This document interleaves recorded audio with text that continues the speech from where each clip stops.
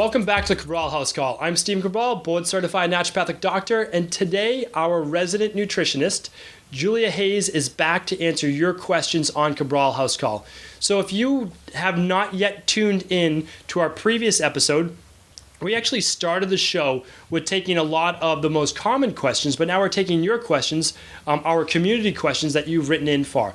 So one of the nice things and one of the reasons why I wanted to have Julia on the show is because she's providing a unique perspective with working with clients every day, and especially from a nutrition-based capacity with, once you've done a little bit of the elimination diet, the low glycemic, the anti-inflammatory plan, how do you customize that more for you? And how do you lose that last 20 pounds, that last 10 pounds when you really need to fine-tune things? And she's an expert on that. So I did not give you a way to contact her last episode, but what I'm going to have you do is I'm just going to link up her bio, some of the things that she specializes in and how she might be able to help you out as well. Just going to stephencabral.com/Julia.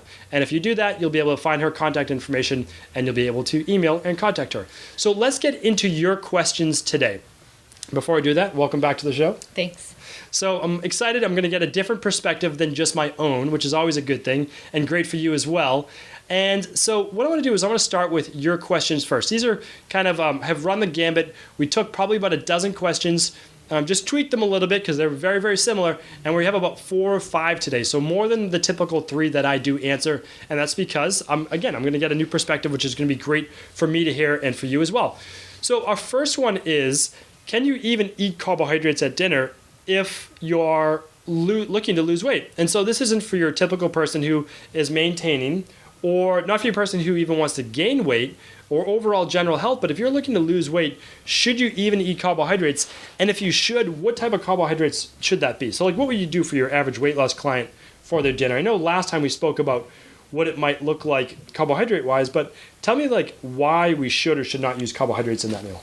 Yep. So everybody likes to say cutting carbs to lose weight, but vegetables are carbohydrates. So those are the carbohydrates that we want to still include in the meal. So green vegetables are best. Things like carrots and sweet potatoes, those are, starchy or a little bit of a sugary vegetable. So those I definitely recommend my clients, not include if they're looking to lose weight. Really, your best vegetables are real hearty, green, fibrous vegetables. Sure.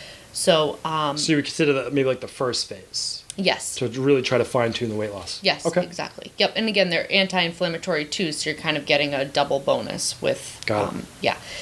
And so if you're looking to lose weight, eliminating all starchy carbs in general would be my recommendation. Okay, and the starchy carbs would be, you named sweet potatoes, but what else would they be? Like name some of the ones that obviously are not good for you, and then some of the ones that might be healthy for you, but not at this moment in time. Yep. So things like all the white ones, white potatoes, breads, pastas, those all turn very quickly into sugar. They raise your glycemic index. They're the foods that are going to make you store fat. The ones that I would recommend staying away from, but maybe you could add back in after your weight loss is really fine-tuned, are things like carrots and sweet potatoes. Those are great. Brown rice. Even there's some nice brown rice pastas on the market now that are nice for cooking. Corn is one of those ones that most people think is a vegetable, but it's really a grain, and again, has a high starch content. So that's another one that I would keep out for the first phase. Okay. So it's more phase, but like fine-tuning with those green vegetables and then moving to like gluten-free based starch ones or not processed ones. Correct. And then moving to maybe some of the processed ones once they've found what they can handle for their weight loss. Correct. Yeah. Yep. Good. And I think that's important as well, because my job and Julia's job is not to tell you what your body can eat and handle in terms of carbohydrates, because we don't know. But we need a starting point, right? And so like the starting point is first we eliminate them and then we try to add them back in slowly. And if your weight stops going down, well, you've just found your carbohydrate tolerance, at least for now. Yep. And so I think that's good. And then would you say add them in at lunch before dinner first? That would be your first introduction, yes, to add, brown rice, quinoa, some sweet potato at lunch, see how you do, again, because if you're using energy throughout the day, you're going to be using those carbohydrates to fuel that energy, as opposed to at night where you would just end up storing it, most likely because you're not doing much after dinner. Very good, good. And we already told you on the previous show, so definitely tune in on what to replace those with so that you are satiated and you are full. So next question, I know this is one of our favorites because we get this quite a bit, is can you snack after dinner?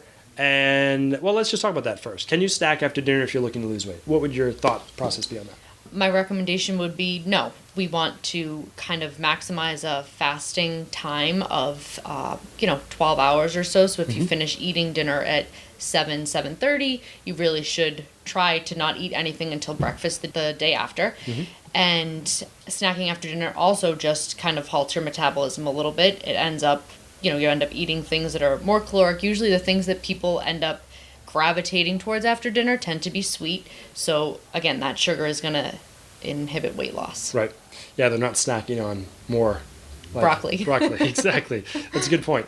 And I completely agree with that. You at some point, you just have to get results, right? I mean, like, we could dance around the topic the whole time, but our job is to really get clients results the fastest and safest way possible.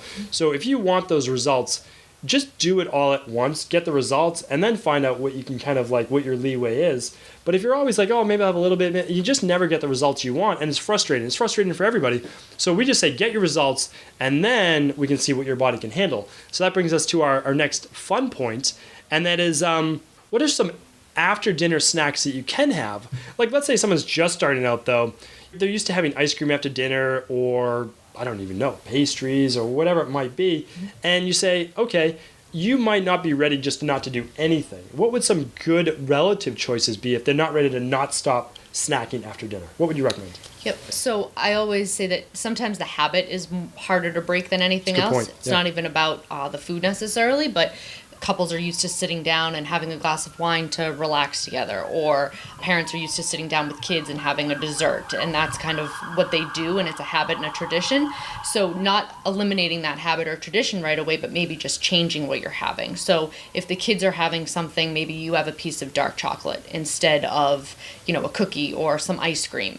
If your husband's, having a glass of wine to wind down, maybe you have seltzer water with some lime, and still put it in a fun cup, put it in your wine cup, or put it in your favorite glass that helps you to relax. That's, I think, a big thing for my clients to help them, because then they still get to do the tradition or the wind down aspect of the night without adding in the alcohol. I think it's a huge tip. I mean, that right there is, that's, if you only take one thing away, that might be it, is that it's really hard to break the habit, not necessarily the food that you're eating. And so it's a good point. And then maybe you could, just like you said, replace that. One of the tips that we give for clients going out is that they do a sparkling water, like you just said, with some lime and maybe a splash of cranberry. So it feels like there's a little something there, but that splash of cranberry is like, 5 carbohydrates, maybe 20 calories, and it's not that whole glass of wine. And so that's a good stepping stone, I think. And then maybe it's like, you only do it when you need to do it, like when you feel the desire, and not every single night of the week. Yep. And I think, so that's a really big tip. And so what are some of those snacks? The snack you said was dark chocolate. What type of dark chocolate would you recommend? Like, can it just be, dark chocolate Hershey Kiss, or? No, I recommend a 70% dark chocolate. There's lots out there. I recommend reading the ingredients. Lots of them start with dark chocolate liqueur. That's not your best option. That's a little bit more of a processed chocolate. I would go for something that has very few ingredients, like dark chocolate cacao, then just a little bit of sugar, very little milk. Dark chocolate shouldn't have milk as an ingredient at all, but some of them advertise themselves as dark chocolate and they still contain some milk. So I would read the ingredients. That's definitely important. Agreed. Yeah, and that's part of, I think, us going back to taking control of your own health, is that, read the ingredients, get to know how to prepare foods, all of those things. Because, what the bottom line is that you're not going to be an expert right away, but you have your entire life to really go through this process. So it is important, I think, to figure that out. I'm glad you mentioned the sugar alcohol part, because that's such an important part of it, is that we don't want the liqueur in there. We just want that, the cacao beans, maybe some vanilla extract, maybe some cane sugar or some sugar of some type in there. But there should be a good amount of fiber, good amount of protein, and just not this, or milk as well, because, again, you could have a milk sensitivity, and you certainly don't want that dairy sensitivity to be in there. Yep. And then what else could a client do for snacks? So some clients that tend to be hungrier and want actual food, I recommend maybe some celery sticks with hummus or carrots. If they're in that second phase of not, needing to lose a ton of weight. Another good option is cucumbers with hummus. Sometimes cucumbers with a little salt and pepper in the summertime, if they're seasonal, can be great. And you're getting that added water. They tend to have a little bit of a water content. So it's a crisp thing that if you're used to maybe having chips or something that's crunchy and salty, that's another good option. What about an avocado dip or guacamole? Sure, that's great too. With, you can do the same thing. Celery, so instead of using nacho chips, you could use veggies to dip in it. Exactly. Yep. Good. And I think those are a couple good tips right there, because if you have that sweet tooth, well, you could do the chocolate, and then maybe some nights you could do the veggies and the hummus and that. And then, how many tablespoons of hummus or avocado dip or guacamole would you say? I would say 2 tablespoons. Okay. Yeah. Good. And I think that's a good tip as well, because like a lot of people, I could eat an entire container of hummus, and so all of that does start to add up, as well. So good. I hope those tips help you right there as well. And again, it's phasing it in and out. Like, okay, you're used to doing ice cream and cookies and those types of things every night. Okay, so replace that with your dark chocolate or your cut up veggies or your special drink, whatever it might be, every night. And then maybe it's every other night, and then, working yourself down. Yep. And then it can eventually just be a cheat meal, and you can have whatever it is that you enjoy. So let's talk about let's say we're trying to break the habit of snacking after dinner. And what would you recommend to kind of break that habit? Because eventually it has to stop. Because like you said, one of the most important things for health, for wellness, and for weight loss and anti-aging, which is what we practice, you really should have a 12-hour fast in there. I mean, you should be going 7 to 7, 8 to 8, 6 to 6 to allow your body to detoxify, cleanse itself, and then to rebuild and become stronger. So what are some tips to break the habit eventually to do it? 2 of my favorite tips that I always give clients, one is hot water and lemon. Mm-hmm. So the lemon tends to create a little bit of bitterness on the taste buds, so it counterbalances any sweet craving that you might be having. You're also getting the added benefit of hydration from drinking the water. The lemon adds as a natural detoxifier, so it's really a all-around great option. You're not only... So it's almost like a tea.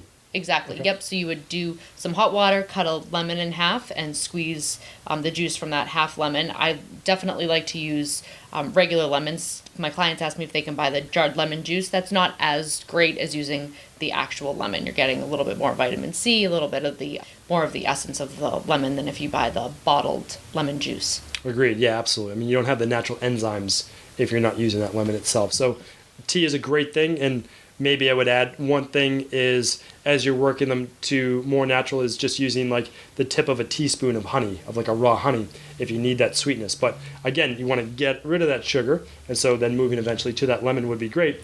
What about tea in general? Could they have tea before bed? Yeah, herbal tea is great for clients. What are some of your favorites?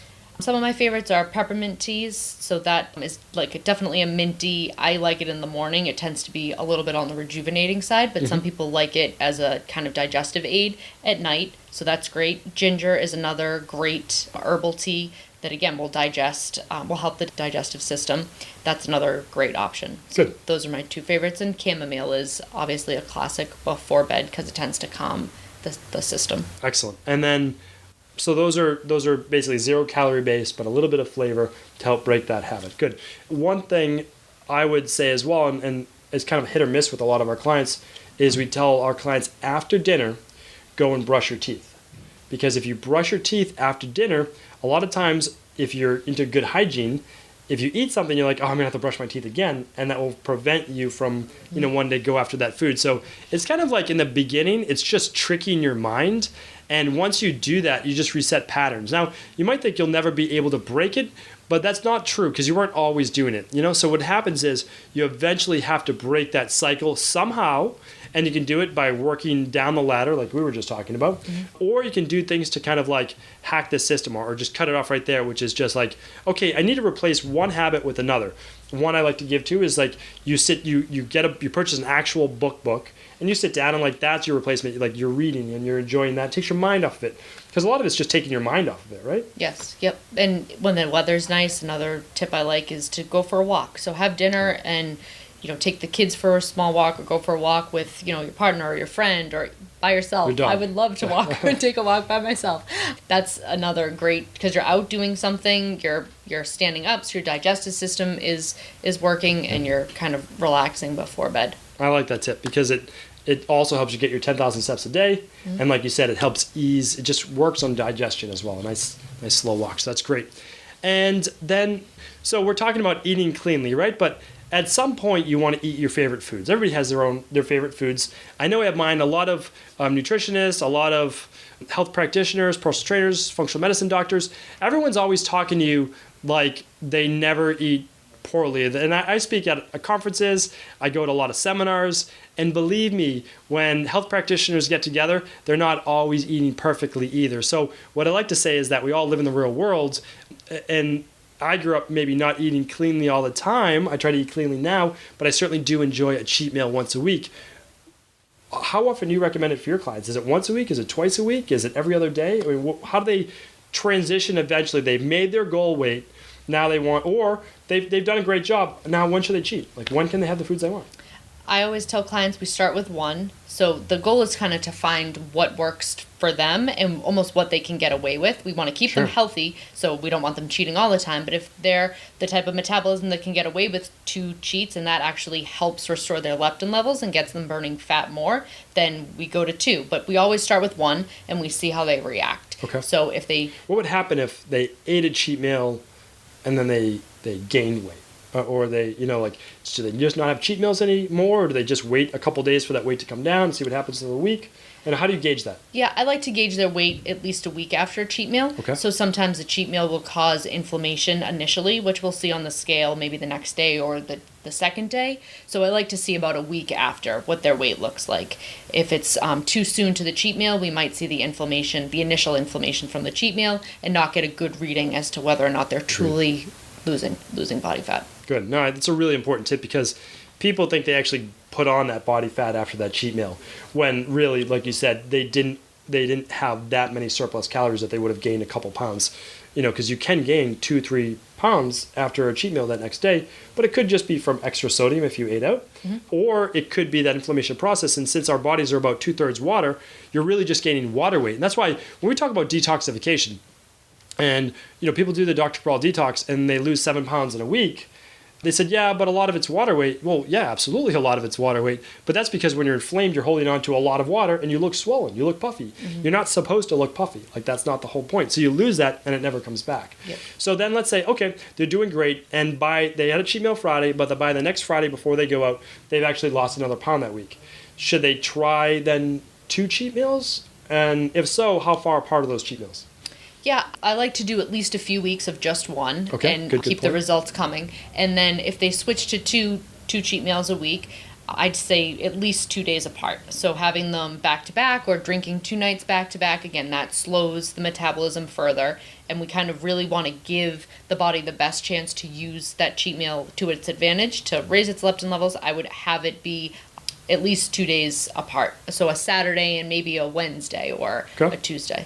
No, and I think that's a good tip as well. And when you're talking about restoring leptin levels, it's that hormone that's telling your body basically it's not in starvation mode, that it can start tapping into body fat again and not try to slow the metabolism, right? That's basically what we're talking about with clients.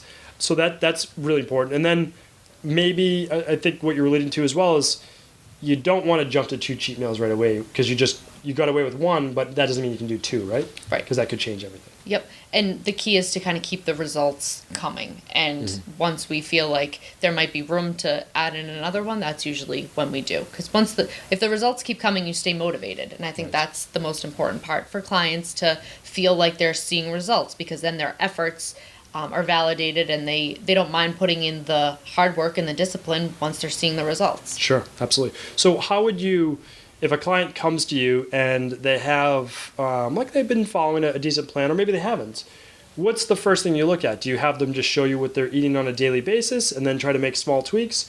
Or do you try to give them the ideal plan and say, shoot for the ideal, but if you don't get it, well, at least you're doing pretty well? Or is it just kind of customized depending on what they need in their life?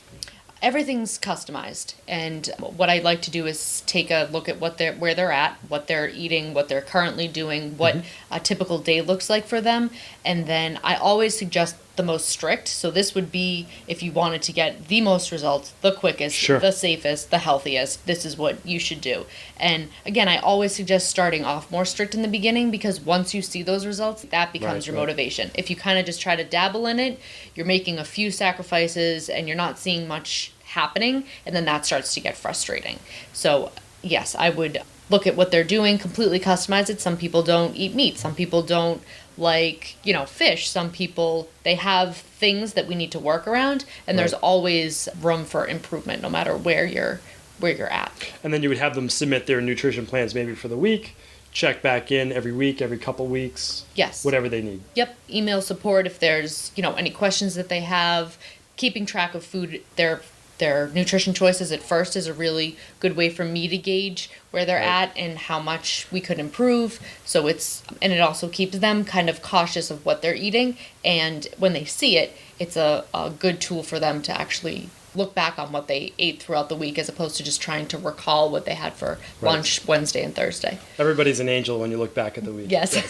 So, one thing I would say is Julia has a tremendous amount of experience in this area as well. She's experienced with exercise and fitness routines, the nutrition obviously that you know now, but also in terms of health coaching. So you heard her give some mindset-based tips of how you can start to change routines. And I think that's really important as well, because sometimes you can go to, and again, nothing against registered dietitians or anyone like that, but when you have a holistic approach, and Julia's a holistic practitioner, you can look at the entire lifestyle.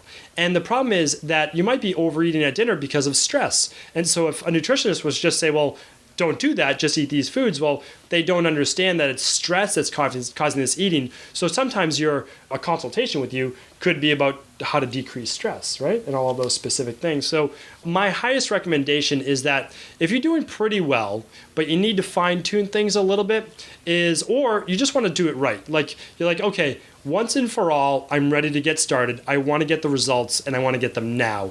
What I'd recommend is just going to stevencabral.com/Julia and just basically filling out a form, getting in contact with her, seeing if it's the right fit. And once you're ready, I think you're going to find that working with a coach is going to keep you accountable, and it's going to take whatever results you're able to get now, even if it's very little, and take that to that next level. Thank you again for joining me today on the Cabral House Call. We'll be back real soon answering more of your questions. Before you go, I wanted to make you aware that as a loyal listener to the Cabral concept, I want to make sure I'm always providing with great, real-world, usable content and rewarding you with listener-only specials. So for the month of April, my goal is to help you involve more of your family and friends and even coworkers in their quest to lose weight and get well. And I believe there is no better way to do that than through the Dr. Cabral Detox. You lose 5 to 10 pounds in your first 7 days and improve your overall well-being, guaranteed. So this month, I'm going to take $20 off the 14 or 21-day Dr. Cabral Detox so that you can share the 14-day with one friend or family member and the 21-day with 2 friends or family members. It's more motivating to do the detox with someone else, and I know you'll both be happy you did. Come join our Dr. Cabral Detox community and change your body, change your life. To take your $20 off, just enter the promo code APRIL20, all lowercase, at checkout.